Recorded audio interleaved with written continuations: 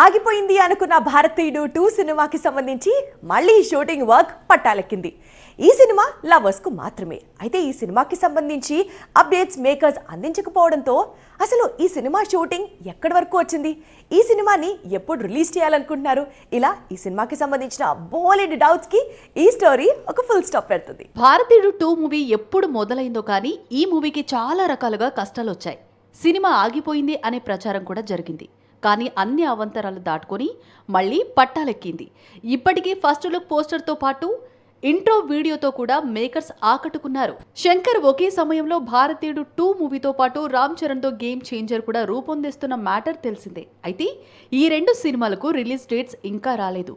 ఎప్పుడు మూవీస్ విడుదల అవుతాయో కూడా తెలియదు. కమల్ హాసన్ అభిమానులతో పాటు రామ్ చరణ్ ఫ్యాన్స్ కూడా తమ హీరో సినిమాల విడుదల తేదీల కోసం ఎదురు చూస్తున్నారు. భారతీయుడు 2 మూవీ షూటింగ్ పూర్తయినట్టు సమాచారం. 2 పాటల చిత్రీకరణ మాత్రమే బ్యాలెన్స్ ఉన్నట్టు తెలుస్తోంది.